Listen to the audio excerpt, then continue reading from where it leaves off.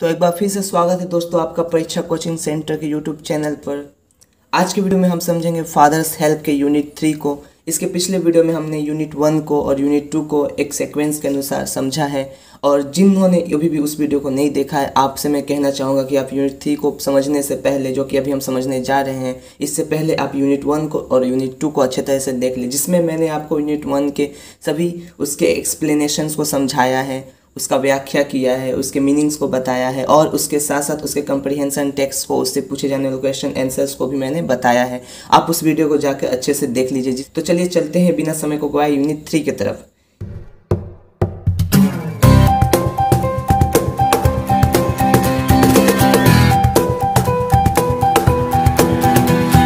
Unit 3।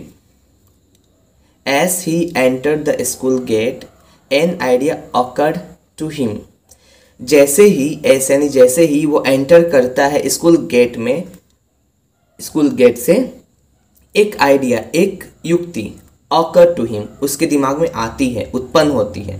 ठीक है, तो इसके पिछले वीडियो में हम लोगों ने एक एक सीन को समझा था। पहला वाला सीन कहाँ पे था? पहले यूनिट का सीन था एक छोटा सा रूम, जिसमें एक बेंच था और बेंच पे स्वामी लेटा हुआ सारा कुछ कन्वर्सेशंस कर रहा था। इसके बाद हमने सेकंड सीन को समझा, जिसमें वो रूम से निकल के रोड साइड में पहुंचता है। रोड साइड से जो वो स्कूल तक जब पहुंचता है, इसके बीच का जो सीन था वो यूनिट 2 में था। और इस यूनिट में हम देखेंगे जब वो स्कूल में एंटर करता है, उसके बाद से लेके स्कूल से निकल के जब वो घर तक पहुंचता है, वहाँ तक का सीन।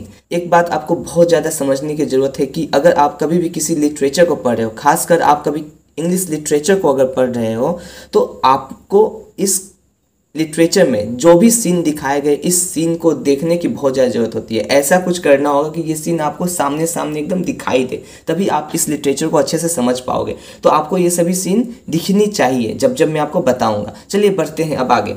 जैसे ही वो स्कूल गेट से एंटर करता है, उसके दिमाग में एक आइडिया उत्पन्न होता है। He would deliver the letter to the headmaster at the end of the day. वो डिलीवर करेगा लेटर को हेडमास्टर को एंड ऑफ द डे, दिन के समाप्ति पे। दिन कब समाप्त होता है?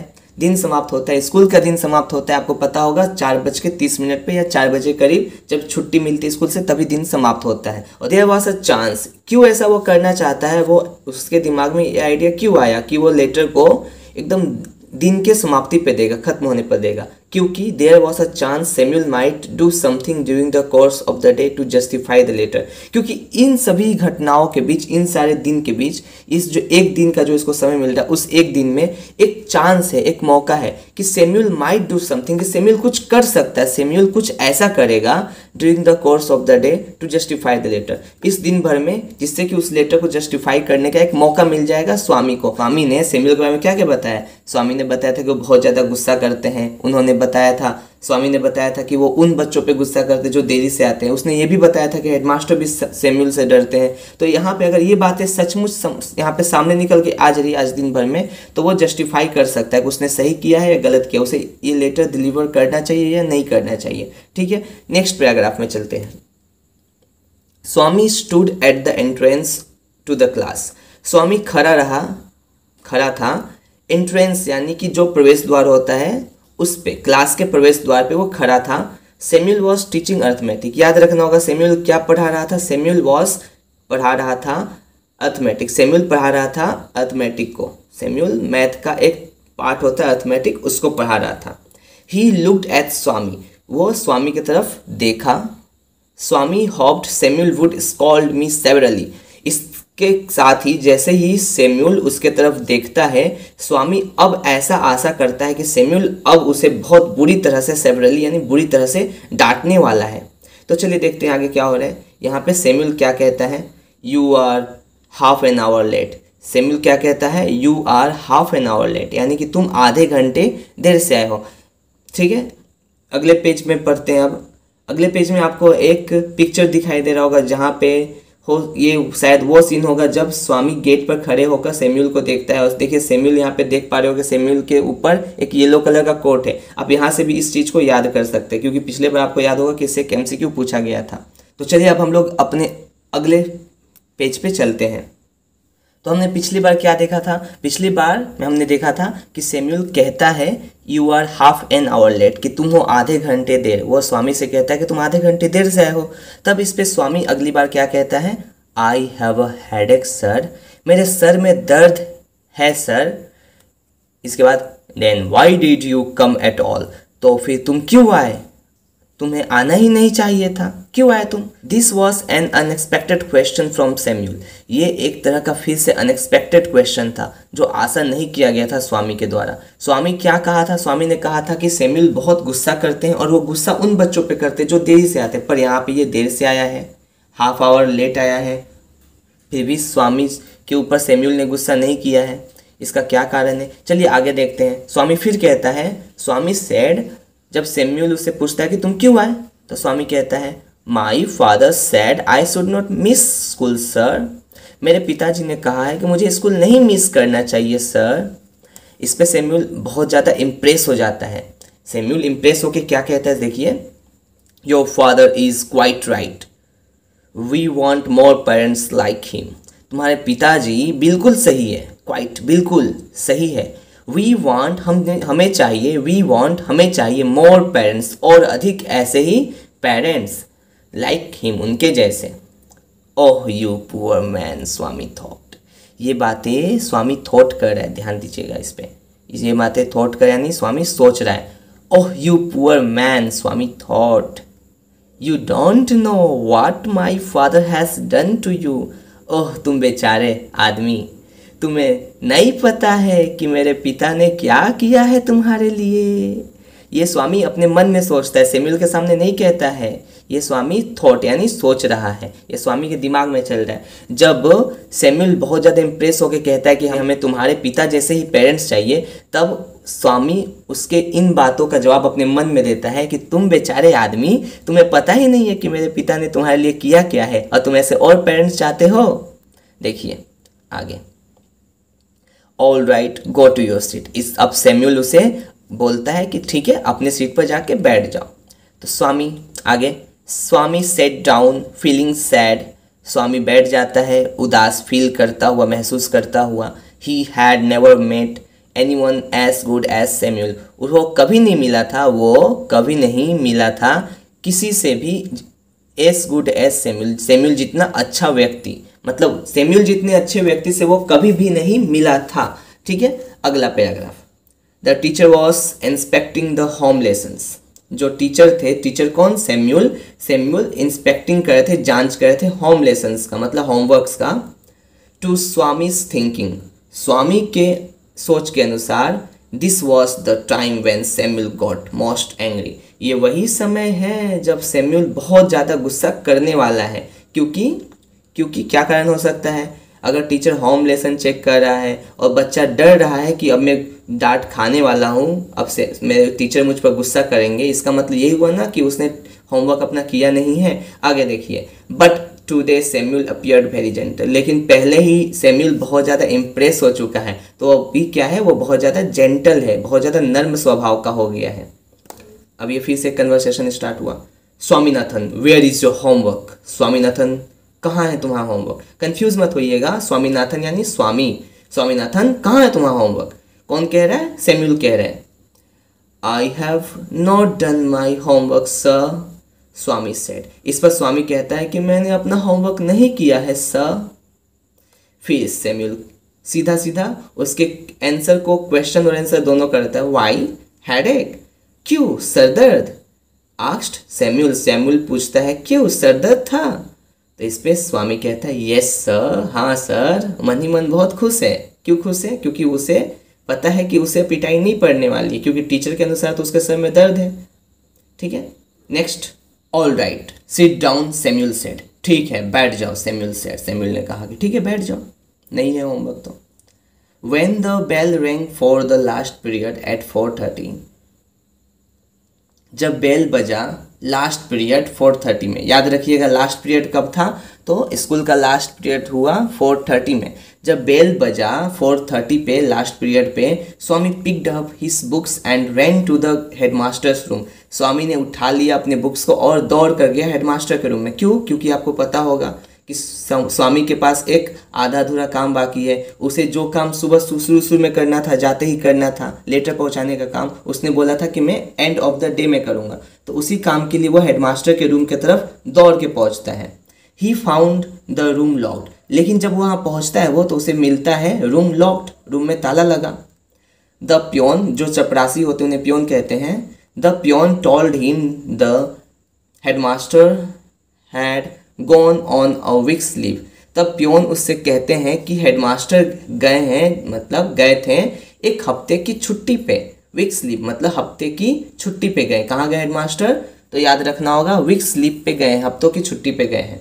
Swaminathan rain away from the place, तभी स्वामीनाथन दौड़ कर भागता है उस जगह से, कहीं हेडमास्टर वापस ना आ जाए और लेटर देना ना पड़ जाए, यही सोचकर वो क्या करता है, दौड़ के भागता है वहाँ से। अब स्वामी का जो परेशानी था लेटर को पहुँचाने का हेडमास्टर तक, वो परेशानी भी मिट गया। स्वामी को ये भी पता चल गया कि उसके टीचर सैमुअल कैसे हैं। अब उसका एक आधा अधूरा काम बाकी, उसे अब अपने घर को संभालना, अपने पिता को संभालना है। देखिए वो घर पहुँचेगा। As soon as he entered home, जैसे ही, एज सुन एज यानी जैसे ही वो एंटर करता है होम में विथ द लेटर, लेटर के साथ, फादर सेड, स्वामी के पिता कहते हैं, I knew you would not deliver it, मुझे पता है कि तुम इसे डिलीवर नहीं करते। But the headmaster is on leave, Swami said, लेकिन स्वामी क्या कहता है, लेकिन हेडमास्टर छुट्टी पर है। Father snatched the letter away from Swami and tore it up, father ने स्नेच्ड यानी छीन लिया लेटर को, दूर स्नेच्ड कर लिया, छीन लिया लेटर को स्वामी से, एंड टोर इट अप, उसे फाड़ कर रख दिया। Don't ever come to me for help if Samuel calls you again, दोबारा मुझे मेरे पास कभी मत आना मदद के लिए, अगर सैमुअल तुम्हें दोबारा जब डांटे तो। Don't ever come to me, कभी मत आना मेरे पास, फॉर हेल्प, मदद के लिए, इफ़ सैमुअल, अगर सैमुअल स्कॉल्ड यू अगेन, तुम्हें दोबारा डांटे, अगर सैमुअल तुम्हें दोबारा डांटे तो मेरे पास कभी मत आना मदद के लिए। यू डिजर्व योर सैमुअल, तुम सैमुअल के ही लायक हो, ही सेड, उसके पिताजी कहते हैं। और ये कहते ही हमारा चैप्टर जो है वो ख़त्म हो जाता है। यहाँ पे उसका तीसरा यूनिट भी ख़त्म होता है। तो यहाँ पे आपने क्या समझा? यहाँ पे हमने क्या नहीं करना चाहिए, झूठ नहीं बोलना चाहिए। एक झूठ को बोलने के लिए कितने सारे और झूठ बोलने पड़ सकते आप भी नहीं पता लगा सकते। यहाँ पे एक बच्चे ने एक स्कूल एब्सेंट करने के लिए मंडे के दिन एक झूठ बोला था कि वो उसके सर में दर्द है। उस एक झूठ ने उसे कहाँ तक पहुँचा दिया, उसने कितने सारे झूठ बोले, तो आपने समझा ही है इस बात को यहाँ पे। तो एक बार हम फिर से इसको रिवाइंड करेंगे कि क्या क्या हुआ। हमने इस चैप्टर में फादर्स हेल्प में 3 यूनिट को देखा। पहला यूनिट था एक रूम का सीन, दूसरा यूनिट था एक रोड साइड का, और तीसरा यूनिट था एक अंतिम सीन स्कूल का, और स्कूल के बाद घर का। तो हमने इसमें क्या देखा कि पहले यूनिट में एक छोटा सा बच्चा स्वामीनाथन है, जो कि इस यहाँ का मेन कैरेक्टर है, उसके सर में दर्द का उसने बहाना दिया स्कूल को एब्सेंट करने के लिए। इसके बाद उसके पिता उसे फोर्स करते हैं स्कूल जाने के लिए, पर उस फोर्स से बचने के लिए, स्कूल जाने से बचने के लिए वो इतने बहाने देता है कि लास्ट में उसे जो सही था और जो इमेजिन था दोनों को मिक्सअप करके बोल देता है। और यहाँ तक वो मिक्सअप करता है कि उसे पता नहीं होता कि क्या ऐसा भी बात सही है, ऐसा भी हो सकता है, क्या टीचर उसके सच में इतने गुस्सेल हैं, क्या वो सच में डांटते हैं बच्चों को जो देर से आते हैं, क्या सच में हेडमास्टर उनसे डरते हैं, उसे पता भी नहीं और वो बोल देता है बस अपने आप को बचाने के लिए स्कूल जाने से। सेकेंड यूनिट में वो उसने जो गलतियां की है उन सभी गलतियों से परेशान हो जाता है, और परेशान होकर बहुत सारे तरकीब निकालता है कि कैसे कैसे हम इस परेशानी से बचें। इस परेशानी से उबरने का बस वो एक ही तरीका सोच पाता है। थर्ड यूनिट में वो पहुंचता है और वो सोचता है कि आज मैं दिन भर देखूंगा कि मेरे टीचर सैमुअल कैसे हैं, वो सच में गुस्सेल आदमी है कि नहीं है। अगर गुस्से वाले आदमी होंगे तो ठीक है, लेटर को खुशी खुशी दे आऊँगा, नहीं तो मैं समझ लूँगा कि वो कैसे हैं। तो लास्ट में उसने जो जो बातें कही थी अपने पिता से वो सारी बातें गलत साबित होती है। उसके टीचर वैसे नहीं है जैसा उसने कहा है। वो लास्ट में फिर भी अपने पिता के कहे अनुसार लेटर को देने जाता है, लेकिन उसका भाग्य बड़ा अच्छा होता है, फॉर्च्यून उसके साथ होता है। और इसके बाद क्या होता है कि उसके हेडमास्टर एक वीक्स लीव पे गए, हफ्ते की छुट्टी पर गए हैं, और इसके बाद वो दौड़ा भागा अपने पिताजी के पास पहुंचता है उस लेटर को लिए। लेटर को देखते ही उसके पिताजी समझ जाते हैं कि उसने लेटर को हेडमास्टर को दिया नहीं है। किस लिए? तो डर से, सैमुअल के डर से उसने लेटर को दिया नहीं। उसके पिताजी समझते हैं ये बात, तब पिताजी जल्दी उससे लेटर लेकर छीनकर फाड़ के फेंक देते हैं, और ये कहते हैं कि कभी मेरे पास मत आना अगर सैमुअल तुम्हें दोबारा डांटे। और इस पे उन्होंने इस चैप्टर को द एंड कर दिया, और हमारा चैप्टर यहाँ पे ख़त्म हो गया। तो उम्मीद है कि आपने इस चैप्टर से कुछ ना कुछ जरूर सीख लिया होगा। अब हम लोग आगे बढ़ेंगे, इसके कंप्रीहेंशन एक्सरसाइज को समझेंगे। चलिए आते हैं नेक्स्ट इसके कंप्रीहेंशन एक्सरसाइज पढ़। Comprehension exercise 7 number, choose the correct alternative to complete the following sentence. हमने इसको बहुत बार कर लिया, यहाँ पे क्या करना है, करेक्ट अल्टरनेटिव को चुनना है और इस सेंटेंस को कंप्लीट करना है। देखते हैं पहला क्वेश्चन क्या है। When Swami enter the class Samuel was teaching. जब स्वामी एंटर करता है क्लास में तो सैमुअल क्या पढ़ा रहा था, हिस्ट्री, अर्थमेटिक्स, साइंस, ज्योग्राफी। हाँ बिल्कुल सही, यहाँ पे हमारा आंसर होगा arithmetic. Second, Swami was late to school by. Swami कितने देर लेट किया, कितने देर के लिए लेट था स्कूल में, half an hour, an hour, 2 hour, 3 hour. यहाँ पे हमारा आंसर होगा हाफ एन आवर, क्योंकि टीचर सैमुअल ने उनसे पूछा था you are half an hour late. अगला third question, the headmaster was on a leave for 1। Headmaster छुट्टी पर है फॉर एक क्या, दिन के लिए, महीने के लिए, साल के लिए, हफ्ता के लिए। तो हमारा आंसर होगा वीक्स लीव के लिए, वो 1 हफ्ते की छुट्टी पे गए हैं हेडमास्टर। 8 नंबर क्वेश्चन क्या कह रहा है, यहाँ पे हमें सेंटेंस को कंप्लीट करना है, फिल इन द ब्लैंक्स के जैसा। बुक को देखना है, बुक के हिसाब से इसको भरना है। पहला क्वेश्चन है, as Swami enter the school gate. जैसे ही स्वामी एंटर करता है स्कूल गेट से, आंसर होगा हमारा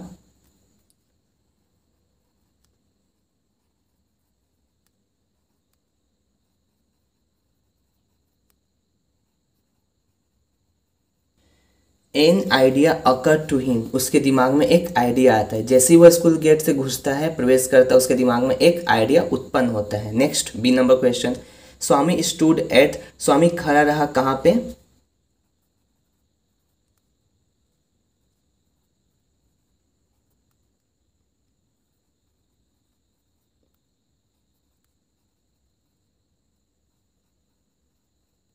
स्वामी stood at the entrance to the class. Swami खड़ा रहा क्लास के एंट्रेंस पर, मतलब प्रवेश द्वार पर। नेक्स्ट सी नंबर क्वेश्चन है, father snatch the letter away from Swami and. और क्या किया, फादर ने छीन लिया लेटर को स्वामी से और क्या किया, आंसर होगा हमारा टोर इट अप। उन्होंने फाड़ के उसे फेंक दिया। नेक्स्ट यहाँ पे हमारा 9 नंबर में फिल करना है इसके द्वारा, कॉज और इफेक्ट के द्वारा। कॉज का मतलब होता है हमारा कारण और इफेक्ट का मतलब होता है प्रभाव। जिसमें अगर प्रभाव में भरा हुआ है तो इस प्रभाव का कारण लिखना है, अगर किसी में कारण में भरा हुआ तो इस कारण का प्रभाव लिखना है। ठीक है, तो पहले प्रभाव को हम लोग पढ़ ले, उसके कारण को बताएंगे उसके बाद। ए नंबर में, Swami did not do his homework. Swami ने उस होमवर्क को नहीं किया, इसका कारण कहानी के अनुसार क्या था, इस फादर्स हेल्प के अनुसार उसने हमने होमवर्क क्यों नहीं किया था। तो चलिए हम लोग लिखते हैं इसके आंसर को।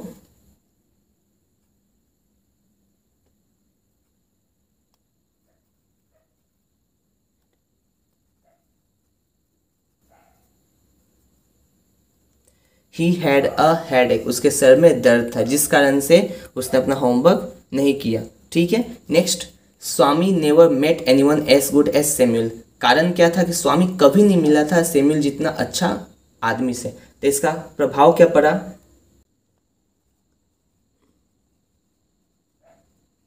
स्वामी से।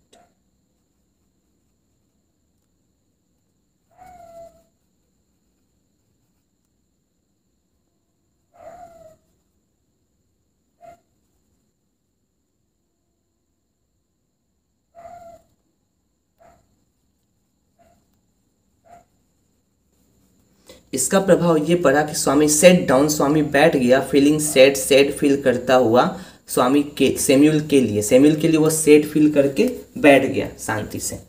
नेक्स्ट 3 नंबर क्वेश्चन है, Swami could not deliver the letter. Swami ने लेटर को डिलीवर नहीं किया, इसका कारण क्या था, इसका कारण था हेडमास्टर तो छुट्टी पे गए थे। द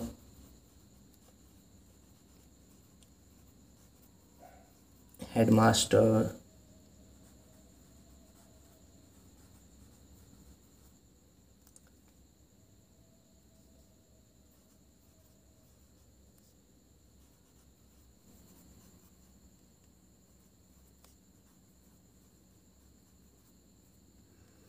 इसका कारण क्या था, the headmaster had gone on a week sleep. की हेडमास्टर गए थे 1 हफ्ते की छुट्टी पर, जिस कारण से Swami could not deliver the letter. Swami ने डिलीवर नहीं किया लेटर को, सॉरी नहीं कर सका, इसके कारण से स्वामी डिलीवर नहीं कर सका लेटर को। चलिए आगे बढ़ते हैं अब ग्रामर इन यूज़ के तरफ। देखिए ग्रामर इन यूज़ में यहाँ पे करेक्ट अल्टरनेटिव को चूज़ करना, पर यहाँ पे आधा अधूरा कहा जाएगा इसको, क्योंकि मैंने अभी इसको आपको इस वीडियो में मैं पूरा नहीं सिखा पाऊंगा। इसको सीखने के लिए आपको अलग से ग्रामर का क्लास लेना होगा। मैं अपने ग्रामर वाले प्लेलिस्ट में ग्रामर से रिलेटेड जितने भी वेस्ट बंगाल बोर्ड के क्वेश्चंस आंसर आने वाले जो भी तरीके होते, जो ट्रिक्स होते, मैं उसको समझाता हूँ। वहीं पे जाकर आप इस सारे वीडियोस को कंप्लीट कर सकते हैं, जिससे आपको ये सभी समझ में आ जाए। क्योंकि यहाँ पे तो हम इतनी आसानी से समझ नहीं सकते, एक छोटा सा एक टॉपिक है बस। ये क्या है, इसमें हमको करेक्ट अल्टरनेटिव को चूज़ करना है वर्ब फॉर्म का। तो हम लोग इतने छोटे से एक वर्क में, काम में हम पूरे ग्रामर को समझ नहीं सकते, जिसको आपको समझने के लिए एक रेगुलेशंस और एक कंप्लीट सीरीज देखना होता है। ठीक है, तो सीरीज को समझने के लिए आप हमारे उस प्लेलिस्ट में जाके सभी वीडियोस को लाइन बाय लाइन देख सकते हैं, जिससे आपको अच्छे से ये समझ में आ जाएगा। चलिए अब हम लोग समझते हैं और इसको सिर्फ सॉल्व करेंगे हम लोग। A number question, Reena takes took the bus to school every day. Reena के साथ क्या लगेगा इसमें से, पहले बात को समझेंगे। रीना बस को हर रोज, यहाँ पे क्या कहा गया, हर रोज कहा गया। हर रोज बस को क्या करती है, लेती है। तो यहाँ पे इसको क्या करेंगे, लेती है करेंगे, तब यहाँ पे हमारा सेट होगा सेंटेंस। तो यहाँ पे हम लोग कर देंगे टेक्स, यानी कि ये सेंटेंस प्रेजेंट टेंस में कहा गया है। यहाँ पे आंसर होगा हमारा टेक्स। बी नंबर क्वेश्चन है, last Monday while we was watching have been watching were watching the television the electricity went off. इसका आंसर क्या होना चाहिए, आप भी तो अंदाज लगे। यहाँ पे क्या कहा गया कि लास्ट मंडे, पिछले मंडे, यानी कि मंडे क्या है, जा चुका है। मंडे अभी आने वाला नहीं है और चल भी नहीं रहा है, मंडे जा चुका है।